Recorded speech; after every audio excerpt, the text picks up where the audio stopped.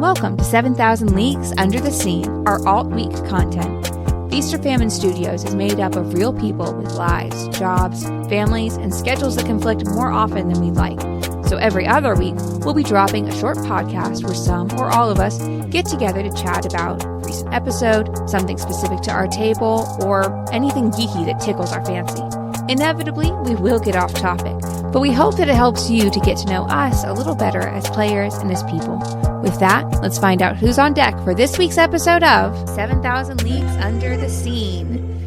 No. God. Damn it. This was so bad, so quick. I thought you had it, but you stuttered, and then I was like, oh no, she's about to lose it. Well, because I was about to launch into the intro of what we were doing without introducing you guys. Holly. And Umbra. And Kimber here.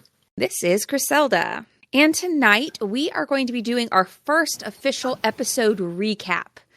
Full disclosure, this is happening a full year and a half after we actually recorded these episodes. So there's going to be a lot of and do you remembers tonight.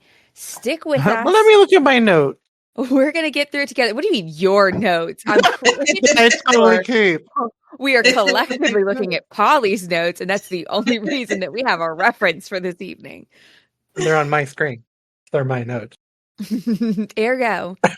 For those of you who haven't checked out our Conca page yet, you too can follow along in Polly's notes by going to Conca and the journal section, and then the party journal, which tells you how often I go here. And then all the way at the bottom, you will find whatever episodes are now available. If not, go yell at our Tides Mistress because she needs to update that. Yeah, these are way back when I used to say, hey, anybody feel free to edit because I'd miss stuff. And I have like question marks in here and stuff that y'all never went in and edited. So your fault. Yeah, collectively the worst. Episode 1 begins with quite a bit of backstory. And then I think we might mention this in the game. We actually had 2 separate session zeros. So one was Tressa and Mila.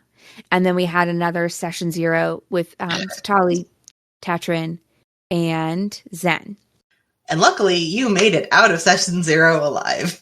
That was our first death saving throw. We weren't even together as a party, and we had already had a death saving throw. And quite honestly, I was worried. But we made it. We made it to episode 1. The guys didn't really have much of a problem. We were snacking and traveling along with a little old lady, so our session 0 was pretty chill.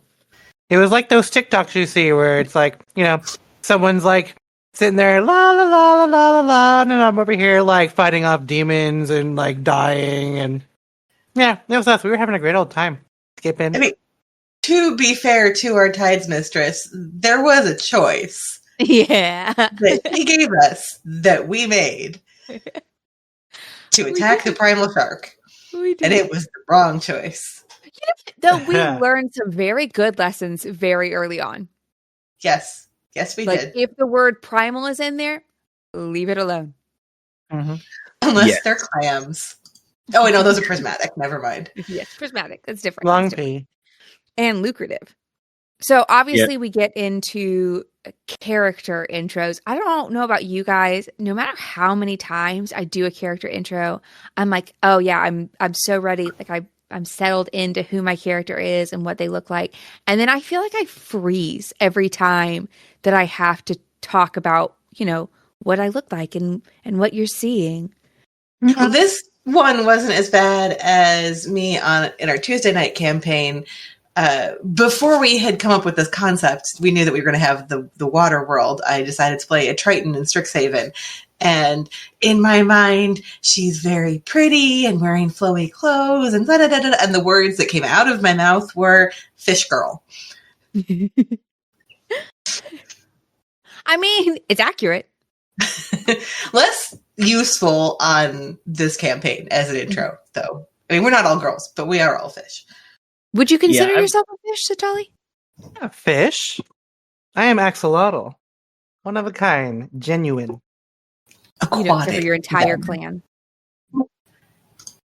One of a kind under here, it seems like. Yeah. That's fair. I do have a note. I don't think they're in our group journal, but maybe that we all notice that Mila's the only normal looking one out of all of us.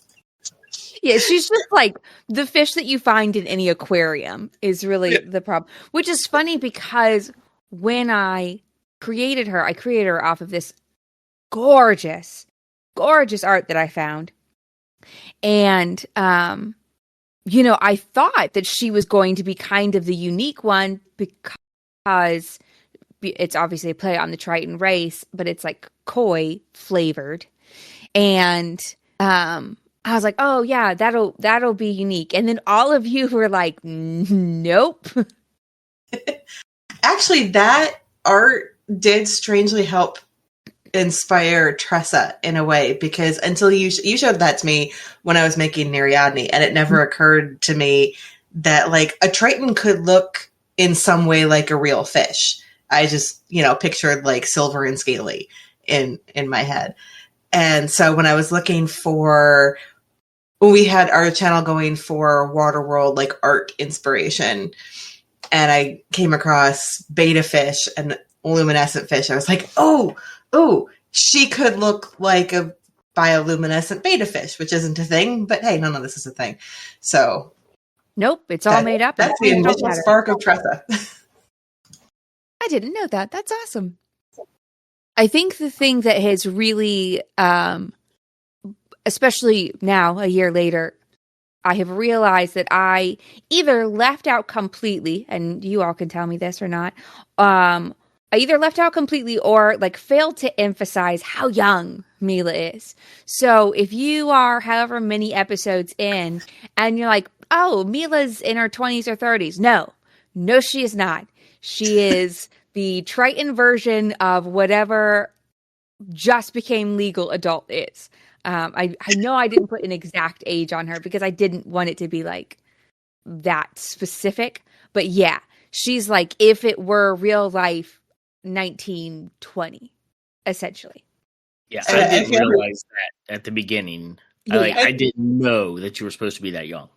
Yeah, I've gotten that quite often. I'm still getting that, actually. I didn't know that until recently. I feel like I should have known that. So sorry to all of my fellow players who were under that impression. She does say stupid shit in a very old, wise lady way. And that is intentional. Like a child raised by old people. Got it. Yeah. Yeah, you got it. That's the character concept. Mm-hmm. Oh, I wanted to ask everybody, speaking of children, like first impressions of each other as players, because Umbra, after we spent 2.5 years of Umbra the character calling Polly the character a child because she was a gnome, and then you rock up to this campaign with a child, I was like, bah! With a literal 14-year-old who is an adult by axolotl terms, like literally turned, I think, 14 like a week or two before he set out, if I'm not mistaken. I don't think I knew that either. I do feel like... I think that was something only shared between me and the Ties Mistress, but that's something in my background. We knew you were young, and I do feel like that also kind of helped Mila not seem so young because your character is so childlike. I know what my character's first impressions of the rest of the group were. I don't remember, honestly. I know how I felt the first time I saw all of our character art when I lost my collective shit. That was awesome. But yeah, what did I think of all the... I mean, obviously I knew Kimber's character, because we lived together. And yeah, I guess maybe we should talk about that. We don't tell each other our character ideas as an entire group. And maybe some D&D groups are listening to that and having a mild panic attack. And honestly, yeah, you probably should, because it does make for some very interesting moments. But we're essentially like, hey, this is like maybe the class or like maybe the role that I'm planning on filling. But that's usually about all of the information that is shared out. Otherwise, we keep that to ourselves. Like we're a dragon hoarding gems. Yeah. And then we like offer this tiny present to each other, and we're like, look at what I've created. I love it so much. It's my favorite part. Like I understand why parties would want to have that moment of like, oh, here's how we form this group. Partly because I trust the Tides Mistress to tie it all together, and I trust you guys to be like, okay, this is a social contract, so no matter what people bring, we're working together. It was nice that we did trust in our Tides Mistress have the we need 4, or this group would never have come together.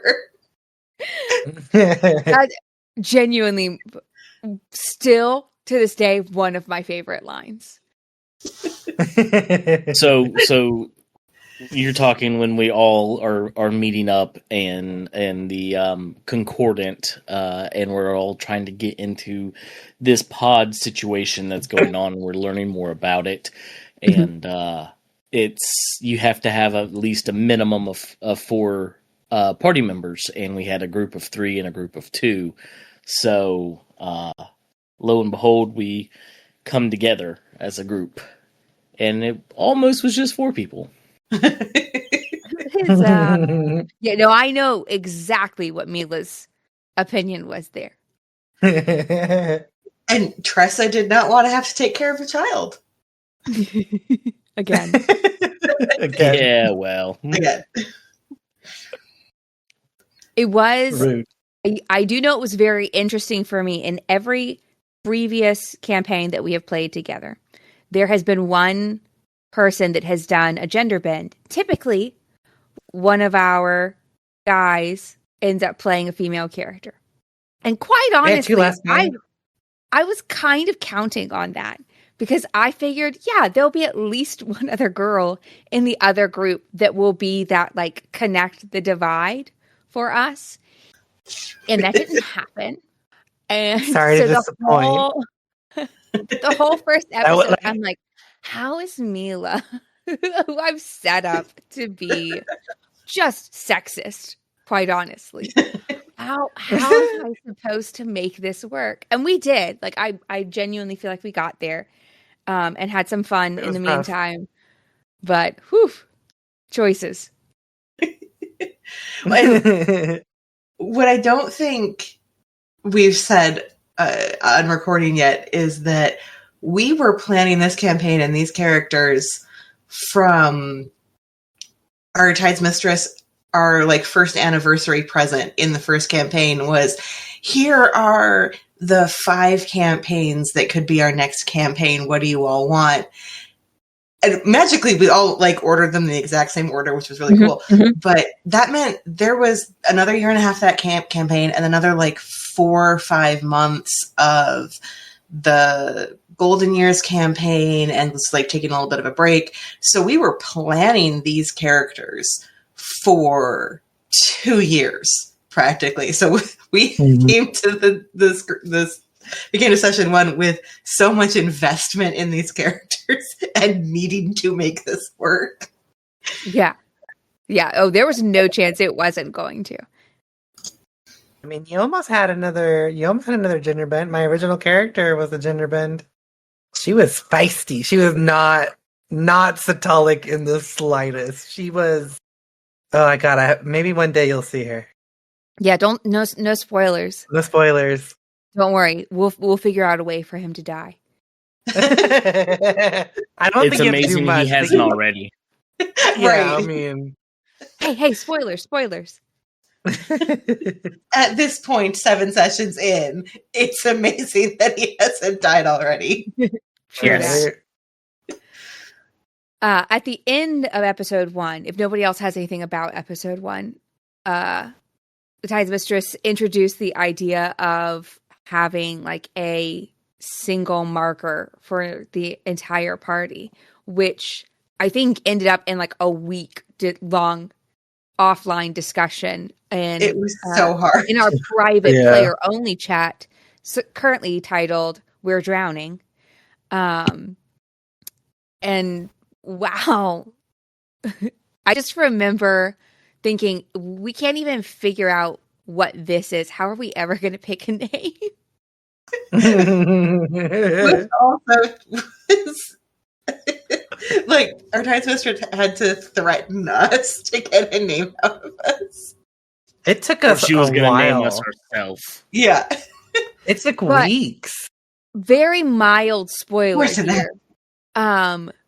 We spent all this time, picked this chunk of wood, and we were like, yeah, we'll carve bits of our adventure into it. We haven't touched it.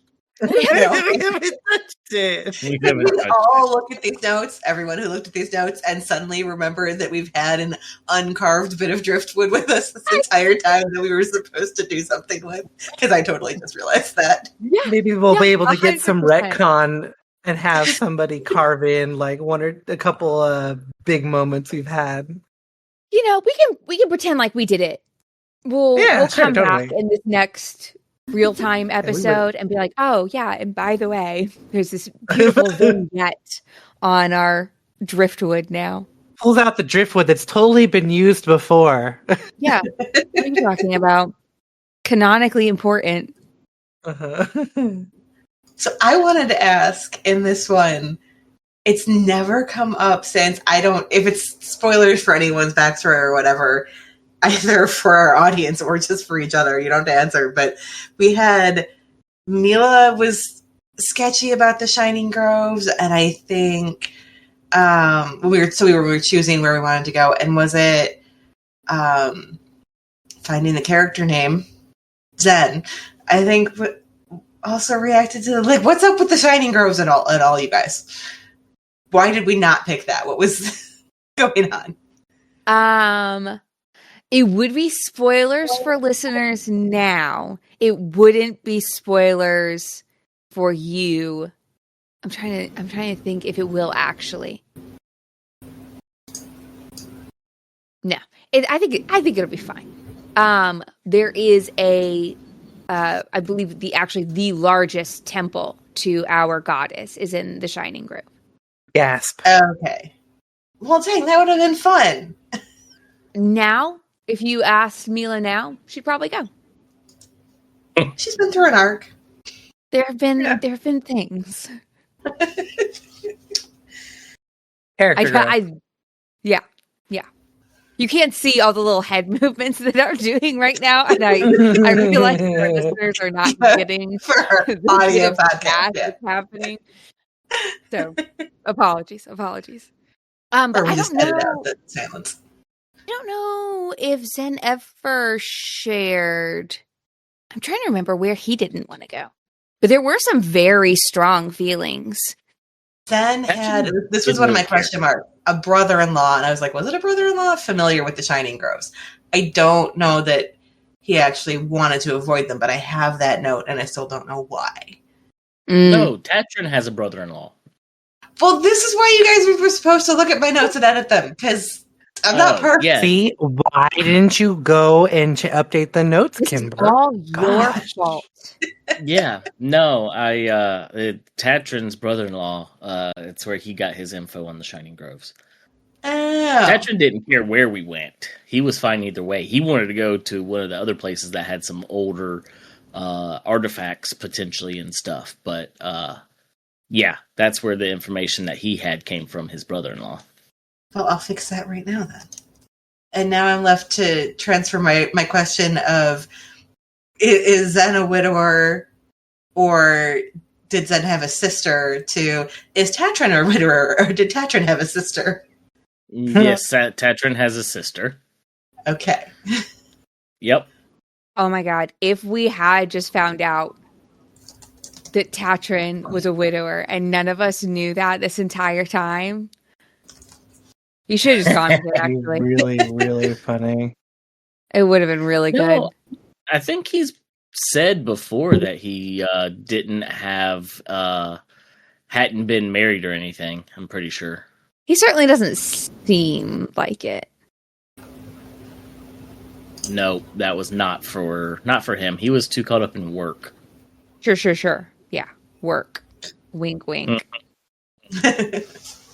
Totally. Speaking of work, wink, wink. I believe that in this campaign, Tressa was the first one to get some work. Yeah. Oh yeah. To get some work or to work it? To work Yeah. it. With her canonically best ass. Yeah. Oh, you know what? The stupidest tiny thing has been bothering me for the entire time.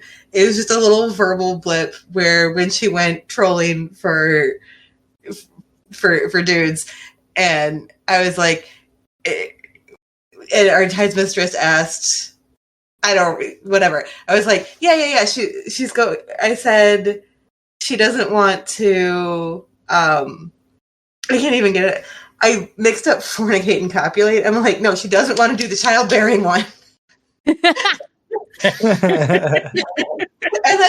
that malapropism has been out there in the world, hanging over my head this entire time. So you heard it here.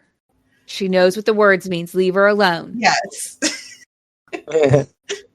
We film at the end of my work week, after bedtime, and I'm tired. Record, whatever. I'm just always tired. There's the that number too. of times that I'm like Googling word that means, because I know a word, but I just can't. I can't. It's not there. Other than that, I think it's mostly we make a little bit of money and once again have to deal with Satalik's appetite. Yeah, I mean, that's basically the first, 10 episodes. Yeah. I loved all the goldfish antics. They were so much fun. Yeah, the first few episodes are that plus we keep our secrets. Yes, goldfish and secrets. Yes, and Taco. Taco was a big session 3 hit. So Tatrin summons a familiar, little octopus, and his name is Taco. And he has, at that point, he became the instant life of the pod. Everybody except Mila loved him. I do feel like this might be a good time to explain Taco's name for anyone that may be a little confused on that. I was very confused by that. Taco, Tako, is the spelling. Taco is Japanese for octopus. I'm going to laugh takoyaki? when we find out that it's only for like food octopus, and we've essentially been calling him a meal this entire time. We've been calling him calamari this entire time. Yeah, essentially. I'm going to look it up right now because I never have. It'll be okay. We can take it on the chin. We are aware that we are stupid white people.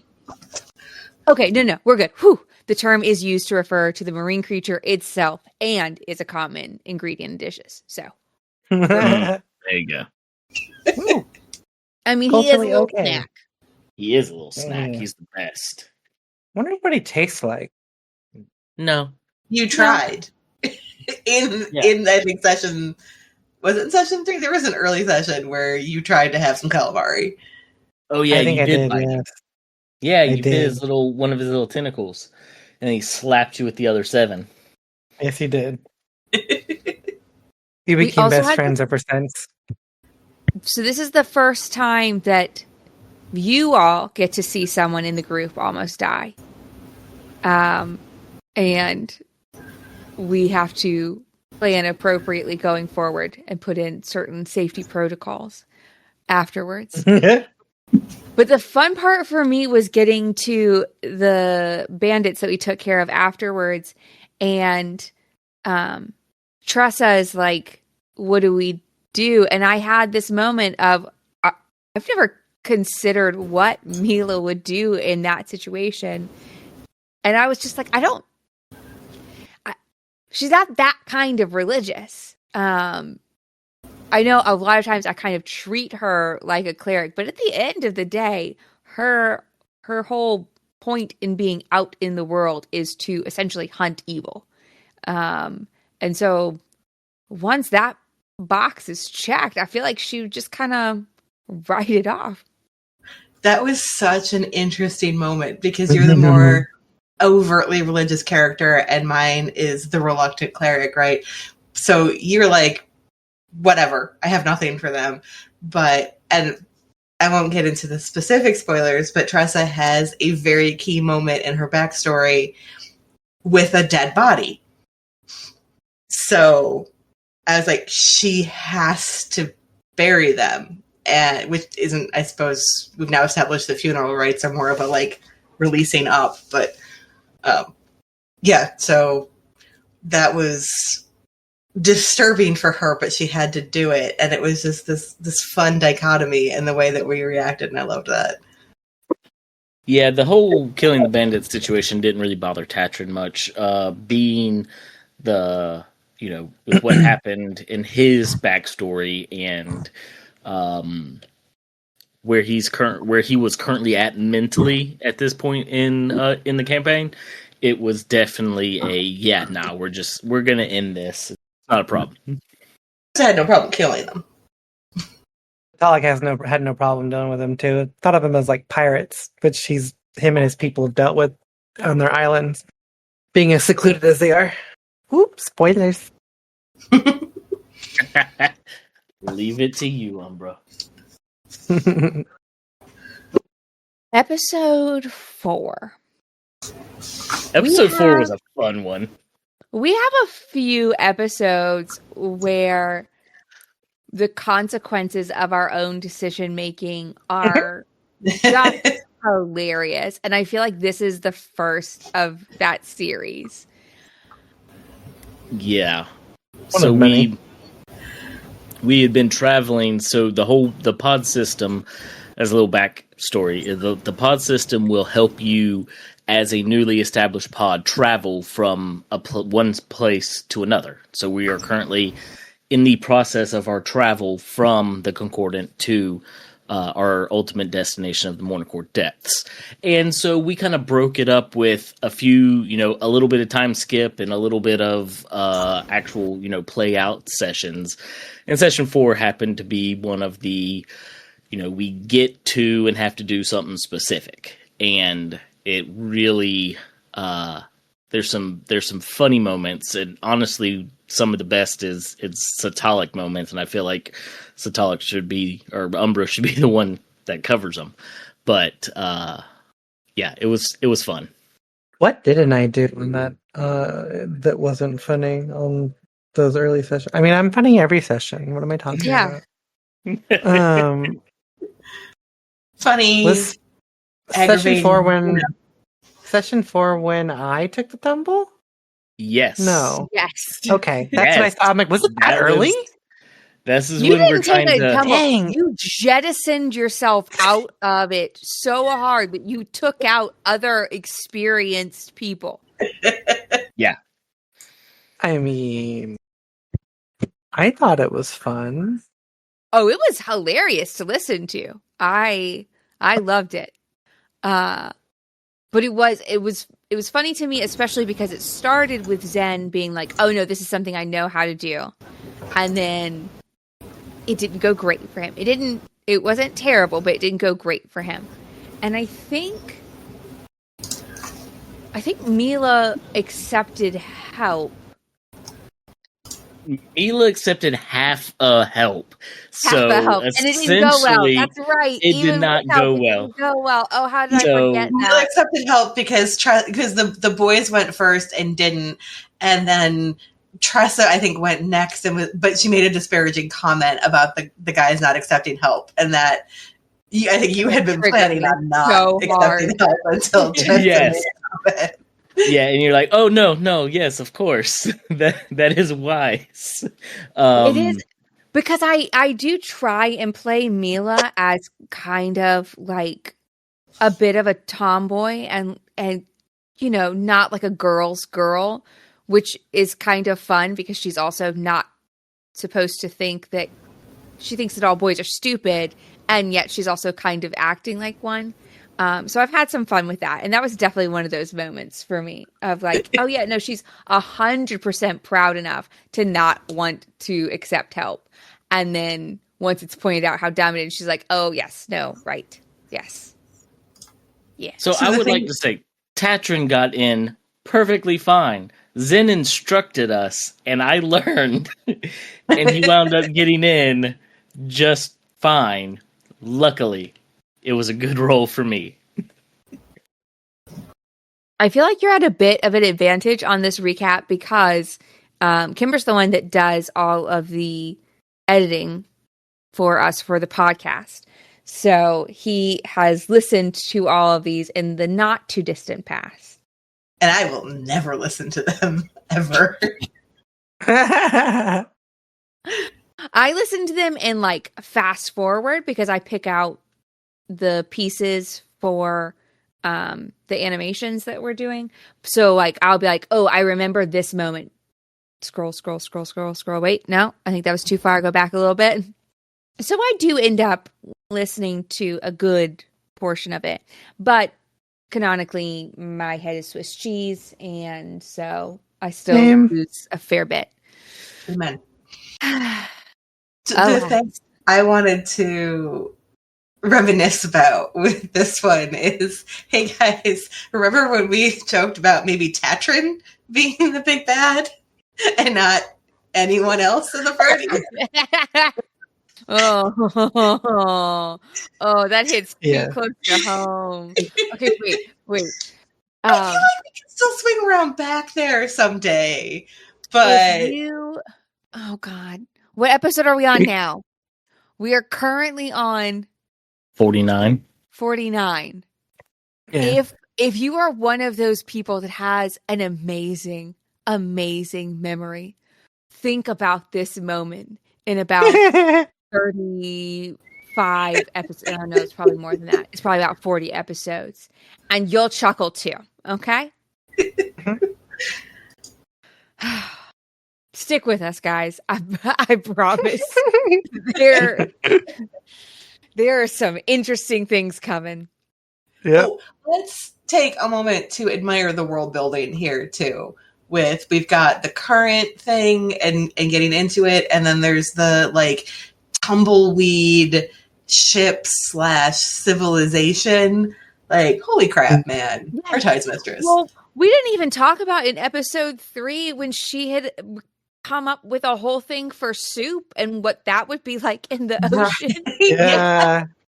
The amount of time that she spent thinking about the most random thing that like add to the believability of all of this is insane. Wild and insane. Yeah.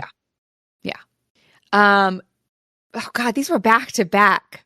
So we once again make poor decisions in episode 5. Is there anything else that anybody wants to cover? Do you see a pattern forming at all, anyone?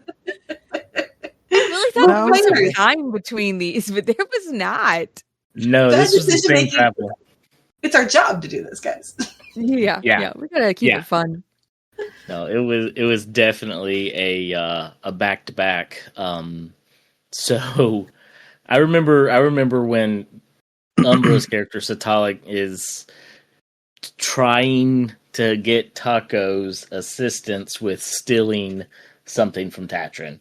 And Pressa found out or watched, and my character Tatrin actually wound up, catching them in the act. But it was a good to see that Satalik can in fact work as a team if it's something that he really, really wants. And as long as he doesn't get narked on. I just noticed I did not narc on you because that was an introspective moment for me as a player, because me as a player watching that happen, I'm like, I have to make sure that my friend Kimber gets to keep her thing that she has in her inventory. So I'd better wake Patron up so Kimber can keep. Like, I mean, no, Tressa doesn't give a shit. This isn't her business. She's not going to play any kind of mommy role here, or sister and tattle, anything like that. No, she's going to see it and she's just going to say, "Fuck it, I don't care." You're right. Tatrin just found Satalik out, and I think now that I remember correctly, I think we went through all this inner thought process that Tressa had, and I was like, I think Satalik's gonna like her a lot. I think So we're gonna get into the bonding stuff soon, and I am so happy with Satalik and Tressa's relationship, because character Umbra and character Polly didn't have much together, really. Like, no. we had something of a relationship and it was fun, but you are so much fun to interact with as a player, and I get to do that more in this campaign, and I love that. I try. It was funny for me because obviously in the original campaign, our characters reacted often and as frequently as they possibly could. And then and then in the middle campaign, you had a problem with my character to the point where at one point I was literally like, wait, this or god damn it. Every fucking time. I feel like we have to keep this in right now. This rant is hilarious. Just bleep the real name. I'll keep in the goddamn it. I'll bleep out your name.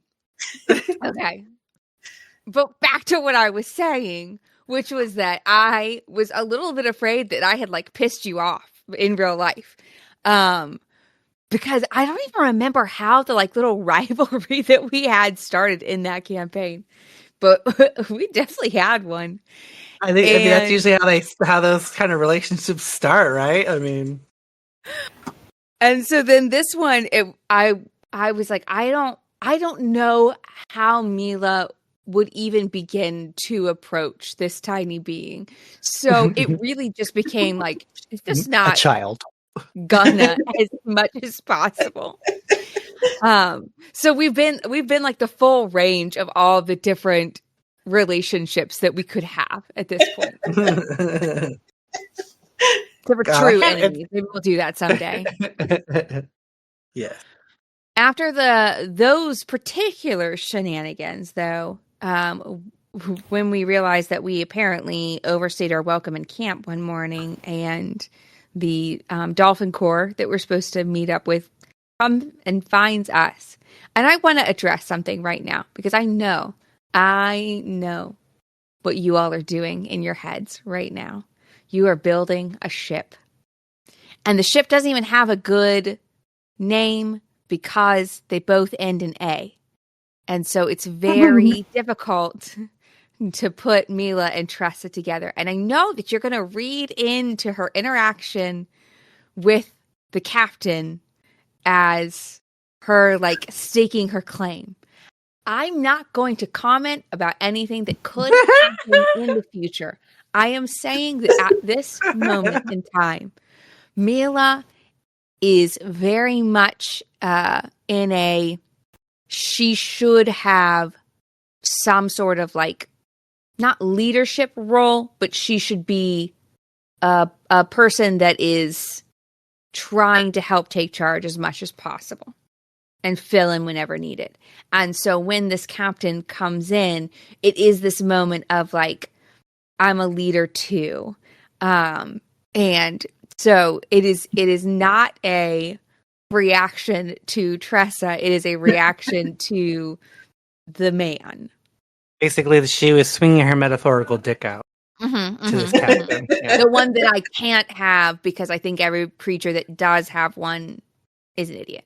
Well, right. No, I shouldn't even say that, because we haven't really gotten into the specifics of the religion. But essentially, if you identify as male, I consider you dumb. I identify as a problem. Ain't Check that the truth? website. It's on there.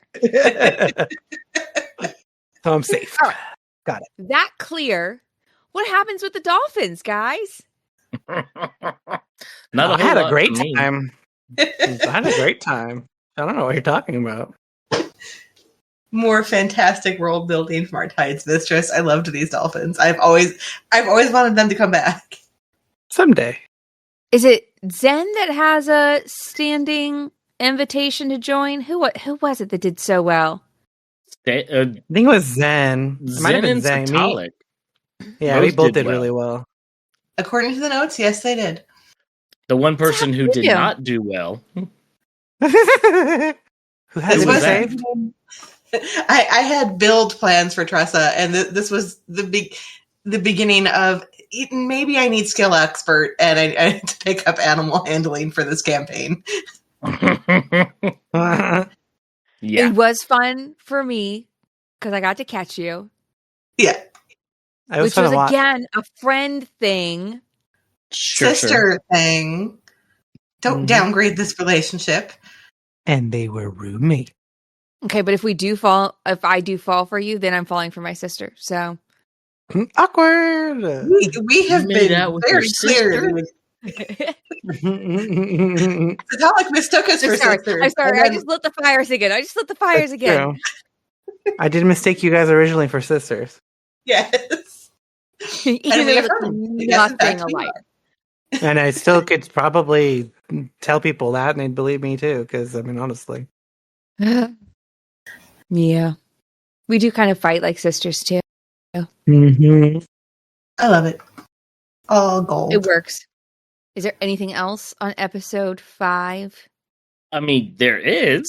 Yeah, I mean, of course we there is. didn't. We didn't talk about the actual what happened with one person on the dolphins, because that was the funniest thing. Yeah, so Yeah, why don't you tell besides- us what happened? So I believe, if I remember correctly, it was Tressa was trying to do a trick with her dolphin, and she fell off once. No, twice. At least twice. Yeah, I think it was twice. And because Mila was hovering so closely, I'm like, I'm not going to try this again. Again, the exception of I need proficiency in animal handling in this campaign. You got the dolphin in trouble with the Dolphin Corps people. Did I? Trying to make Mhm. do tricks. They started looking at the dolphin and like, no, don't you even think about it. Right. I forgot that. I did It was seriously consider having Mila do some, but at this point, I was already rolling bad, just across the board. So I was pretty sure I knew how it was going to go. And second, I did kind of feel like she had probably learned her lesson after last time. That maybe looking cool would just end with you not looking cool. That's usually how it goes. Yeah, it is. According to the stats, I don't really roll that much worse than everybody else. But boy, does it feel like I do. Only when it matters. Mine and Tressa's territory. We also Sorry. get into a That's little bit. that ones. We get into a little bit of each other's backstories in episode 5, I think. So that was a good one. A little bit of a bonding moment. Yeah. That's But the next 6 one. That's Yeah, 6 is where Oh, it we... was the next one. Yeah, speaking of which, that Tatrin and Zen bonding over revenge was gutting to me as a player, because where I had not gotten to interact so much with Umbra player and character in our first campaign, Kimber and Polly, the characters, were bros. And I mean, obviously, I love interacting with everybody as a character, obviously, but I had so much fun with my bro, and you were my bro, and now you're somebody else's bro. Oh, yes, I know. So is that the reason that Tressa hated Tetrin so much? Right? A little bit No, of that. okay. You came in with like with wealth, and you had not conspicuous consumption necessarily, but you spent money on things that she noticed. And then it was, I think it was in session 5 or 4, when our Tides Mistress asked us to establish what our routines. And I said, which I hadn't even thought about. I was like, she's got mending. And she's poor and she's really focused on material possessions and stuff. So she'll just take care of her possessions. She'll mend her stuff. She'll mend Mila's stuff. And the way Tatrin said, you asked about it, and like, it's ritualistic. Oh, here it is. It's in session 5. And just between the fact that you had money to spend and you spent it, and that you were like analyzing her as one of your archaeological finds, just rubbed her so much the wrong way.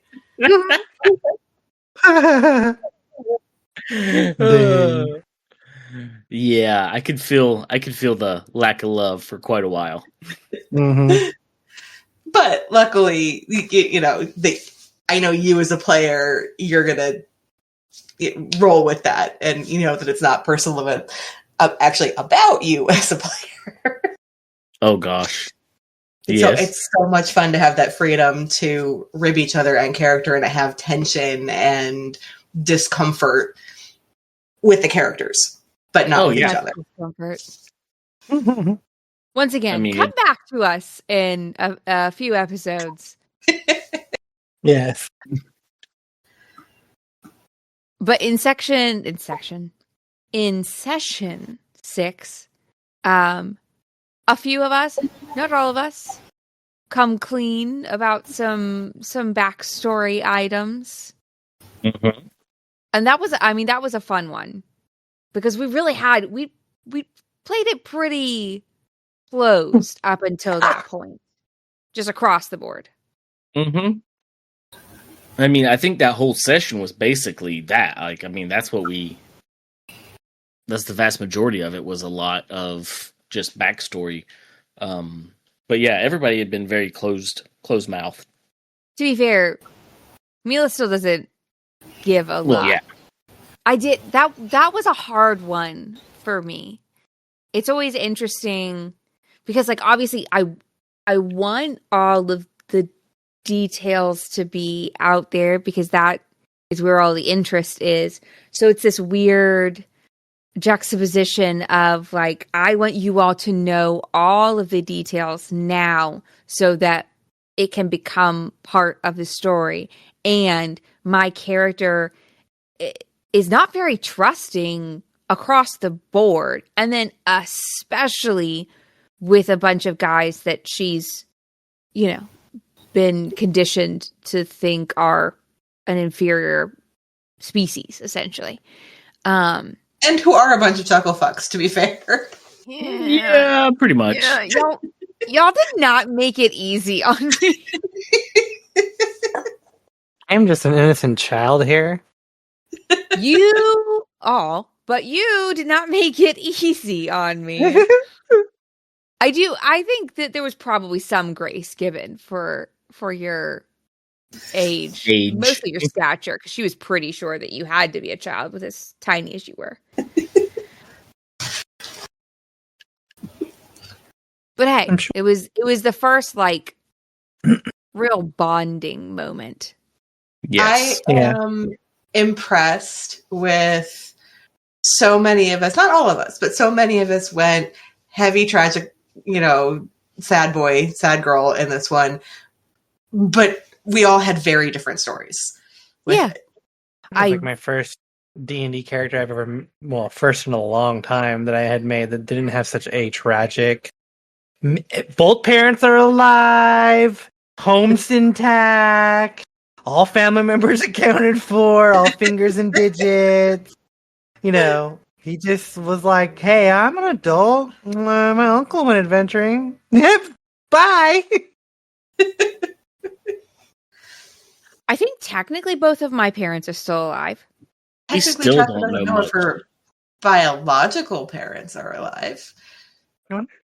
I wonder if I'll see any of our parents again. Like, I wonder if our Tides Misters will ever If have she us. thinks it will mess with our minds, they will come back at some point. Great. So I'm gonna go back to my island, and it's gonna be like decimated and Yeah, burning. 100%. Uh-huh. Yeah, we're going to decide to Pretty go much. to the land, and both yours and Tatrin's settlements have been razed completely. Yes, pretty much. Your backstory isn't tragic yet. Yeah. Yet, right. The word was yet. Yeah, it's actually better to just go ahead and kill your parents because then she can't do it. I don't want to kill my parents, though. I like my family. Well, that sucks for you. I have a I sister mean, and a James was like, brother-in-law. well, I don't trust her, so I'll just kill everyone I've ever known in my backstory, and then she can't do it. Yep. And She can't hurt me because I did it myself. Punch him. No one can hurt me but me. Yeah. Oh gosh. Yeah. 6 was a good our first good like heart to heart moment. Yeah. One of many. But We're there's a dramatic group. reason that I really wanted to get to episode 7 before we did a recap. And what reason is that? Because, quite honestly, this may be one of my favorite. I don't know episodes across the board, but like individual moments, this may be one of my favorites. I especially love that it's like the whole rest. First off, once again, the week before, we were having a full-on discussion in our We're Drowning Discord channel, which, once again, if you didn't catch it before, that's just our player channel where we kind of talk about things that are probably happening, at night when we go for a rest or whatever. We had a plan. We knew what we were going to do. We got in to record. The plan went out the window. Just Because completely. it's D&D. Because, yeah. As most of our plans do. So the whole rest of the party is over here, like, trying to figure out what we're going to do. And Umbra, being Umbra, is just having an entire side conversation that we have no idea is happening. Yeah. And it is simultaneously the most hilarious and the most horrific thing that I have ever been involved with. I have never both laughed so hard and been in so much pain at the same time. I was Oh my crying laughing gosh. so hard. Oh, it was tragic. I walked away like, what have we done? What have we done? We're monsters. And we don't even know it. No, that is the thing. Fully walked away from that session believing as a player that the prismatic clams are sentient. Well, the fact that I could talk to them, that might be a thing. Our Tides Mistress has since confirmed that sentience might not be that clear cut, but that still not really, because it was speak with animals. Not that's going to get into a whole other what is sentient, blah blah blah. But I don't think it even happened. I think that was all in Satalik's head, and Sure. he was just like having a little sidebar with himself. That's what I choose to believe. Spoilers, Satalik is actually an escaped insane asylum patient, and he's not really a druid, and he doesn't talk to animals, he just thinks he does. Tracks, He's like a really messed up Snow White. Crazy thing, she would cover that up for you. She would play along, and we would find out in 50 more episodes that this entire time, every time that you've been talking to an animal that then suddenly turned around and attacked us, guess what? No, the entire campaign is happening in Satalik's head. We are all exactly, probably. I mean, that's amazing. That'd be hilarious. That would actually be really good. She's got her next April Fool's done. Yes, exactly. Funny That's side a note. separate 7,000 Leagues if you want to go listen to that one. Yes. Fun side note, like a month after we recorded this session, I was working on my campaign that I'm running, and one of my players set a no harm to animals boundary. All I could think about was I have to not talk about this session because that will upset my player. Ooh, yeah. Yeah. There But were hey, you got some good armor out of this, out of that one, Griselda. Yeah, you did. I did at the cost of my arm. and we got good like character moments out of this Yes, it did. shenaniganry. And it's kind of like sort of the turning point for you guys, don't you think? Sure, yeah. That's No? a word for it. No, I made that up in my head. For which guys? Lots of lessons were learned. For Tressa and Satalik. Well, they definitely spent a lot more time together after that. Oh yeah. I loved this too. This because we talked about flipping things for Tressa. So she comes in, especially early, realizing that you're a child, and she's like, "No, I am not going to be responsible for this child. In no way, shape, or form is that happening." And now suddenly, I'm stuck healing you every day for. It took like almost a year of real time. Oh my gosh, you're It not was forever. I still hoard my spell slots because of it. I mean, I'm always a very defensive player. Like I run white decks playing Magic the Gathering, so I'm always holding on to my spell slots. But even more so, I need to be able to save something to save somebody's life if we get into trouble, and I have to spend save spell slots to heal Satalik. Yeah, that pretty much that started our whole our bonding there, because even looking back and stuff like that is like we were just trying to still discuss our name of our group at this point, and a few of us had settled on a few of us had chosen a name, and one of us in particular was not about it at all. And that's coming later. Yes. Yeah. Well, I think it started here. Session. I think this is the start of this conversation that was like, whoa, someone's not into that at all. And it took even longer after that. I don't even know how long it took after that for us to even fully solidify our name after this. But we were having that whole discussion, and you were just like not about it, and that really threw you off. I think if I remember correctly, that whole discussion really you were not happy if I remember correctly.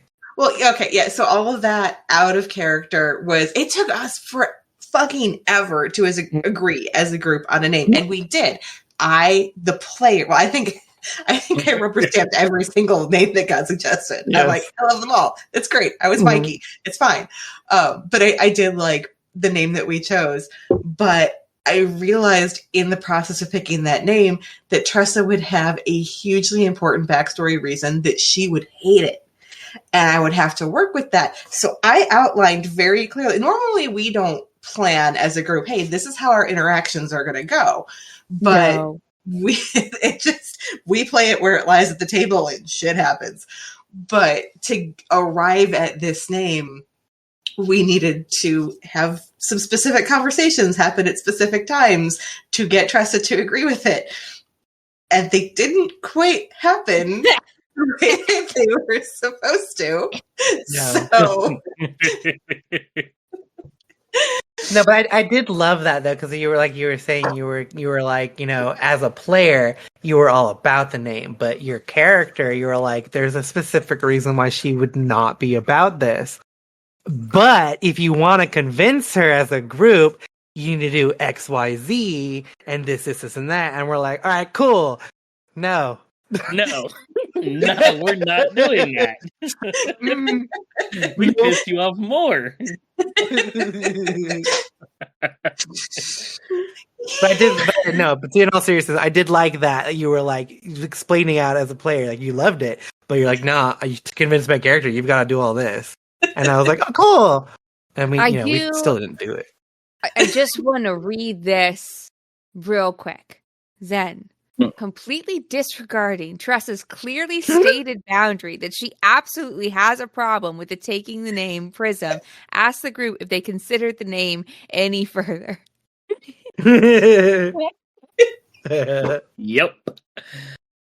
Because, like, you'll go through the Conco notes and you'll be like, oh, this is just a general commentary on what we've done. And then every once in a while, we'll get to one and I'm like, oh, no. This was clearly written from This a was point personal.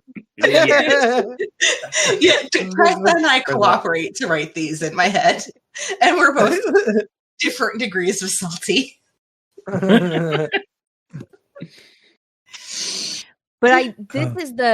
that's like the first time. Okay, so we had the original session 0 where it was the 2 of us and then the 3.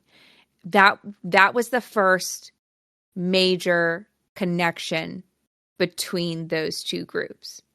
And I think even like at that moment, I was like, okay, maybe we can get this to work. Because up until this point, it still felt very much to me like us and them. And it will continue to as you're listening. We will have those moments probably forever. It was like the first time that I was like, okay, no, we can build these bridges. We can do this. So what you're saying is my shenanigans have brought us together as a group. I For you. don't want to say that. Yeah, No, okay, so, but I don't want to, but I don't what want to it give is. that power. Fine, Umbra and Polly are such fantastic players that we bridged the gap. We brought That's what everyone I'm saying. together. That's what I'm saying. Mhm. We are the glue. I get it. It's fine. Yeah. I'm okay with Yeah. that. No, I love how this relationship begins and is going, where there is now this connection where Tressa's caring for Satalik, but she doesn't want to. But Satalik wouldn't want somebody caring for him who wants to. Like, that actually works for Satalik. And she's pissy with him, but he appreciates that to a certain degree. I love it so much. Fun fact, it's very reminiscent of his mom. Don't tell her that. Dang. Nope. Yeah. Right? Satalik knows Tressa enough to know he will never say that. He is wiser than he lets on. Yes. I have a very high wisdom stat, thank you very much. Yeah, I know. Where is it? I left it at home. To be fair, Griselda had a pretty high wisdom score, and it is that really like interesting. That's so that's shocking, but how you show it, right? Yeah. Just because you're wise doesn't mean you can't be reckless. Oh, absolutely. And I feel like that's our group. This is why low and high whiz is best. Wisdom is being aware that you're being reckless, not necessarily choosing not to be reckless. I know what I'm doing. I know what I'm doing is bad and chaotic and wrong, but I'm going to do it anyway. And it's been bringing people together for years now. Oh, you have no idea how many times I'll sit here and I don't know. It's funny because like in the last campaign and in this one, I will roll a wisdom check for myself, for my character when deciding something. I will randomly roll a wisdom or intellect to be like, oh, Satalik or Umbra, you've got to do this, and or like, oh, something's happening. And I'm like, I'll have a thought, and I go, is this something my character would do? So instead of like saying would my character do it, I just roll and see, are they wise enough in that moment to think that's okay or do it? No, half the time. I'm saying not half the time, like 90% of the time. It's always a very fun outcome. That's the best way to do it, in my opinion. It takes a lot of pressure off of you, and it's always fun when the dice tell a story. Yeah. Well, honestly, no, it's not always fun when the dice tell a story. It's terribly, terribly tragic, and you're like, stop telling the wrong story. But that's why we play the game. Still a story. Still a story. Maybe not the story you were expecting, but a good one. And if nobody else has anything to add, I think we'll probably end there. I'm betting that these are going to be a little bit longer than the rest of our behind the scenes. This is probably the like truest behind the scenes that you guys will get. And thank you for sticking with us.